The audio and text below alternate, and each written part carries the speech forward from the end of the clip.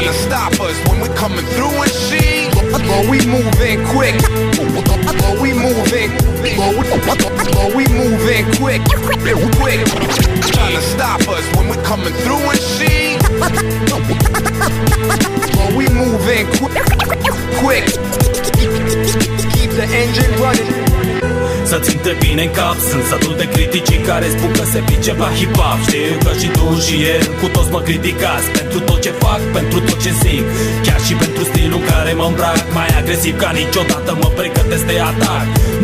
Nu pot să tac, pierd câștig, luptător mă numesc. Fii pregătit că venim după tine, nu glumesc. Și atunci să dăm cărțile pe față, față-n față, și să te aud cum gândești despre persoana de față. Nu e nimic nou, am aflat pe pielea mea chiar de anul nou.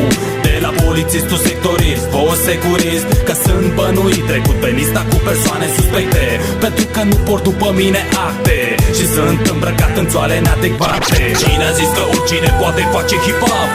Și tu, să vedem dacă lumea o să dea din cap. Privește dincolo de aparențe și o să vezi că repării nu sunt zdrențe.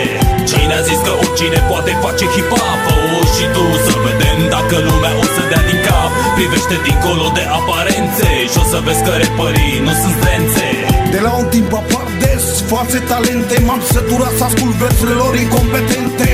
Acum orice repetent face cică hip-hop. După ce a văzut un b-boy ce s-a împărtit în cap, mă atac când văd atâta prostie. Chiar în negri și o coală albă de hârtie.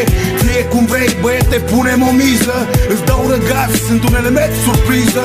De câte ori te văd de suspectul fără viză, descalificat de juriu din prima repriză. Eu sunt ca sceptic, însă tu convinge-mă. Cuvintele tale spun că nu or să mă atingă la inimă. Bine ai zis, bă, Jada, pentru asta te respect. Îmi plac vagabonții care o spun în mod direct. Îmi place că se află sigur, n-am să mă opresc. Avem un singur scop cu toți, să ridicăm hip-hop-ul românesc. Reușesc sau nu, crede-mă, nu mă retrag. Mai bine te iau de gură și te lovesc de alu și prag. Băieți dreanță în costum ce ești, ție mă adresez. Încearcă să bagi la cap ce zic, fiindcă nu glumesc. N-ai clase elementare cât aș avea degetul la o mână ciungă. La tine buletin sigur găsesc o roșie dungă. Vrei să-mi dai lecții de bună purtare? Dă-te în slăbos, stai pe banii statului, crezând că viața-i roz?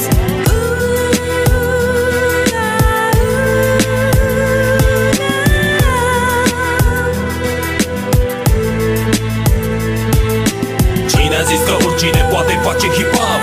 Și tu, să vedem dacă lumea o să dea din cap. Privește dincolo de aparențe și o să vezi că repării nu sunt zdrențe.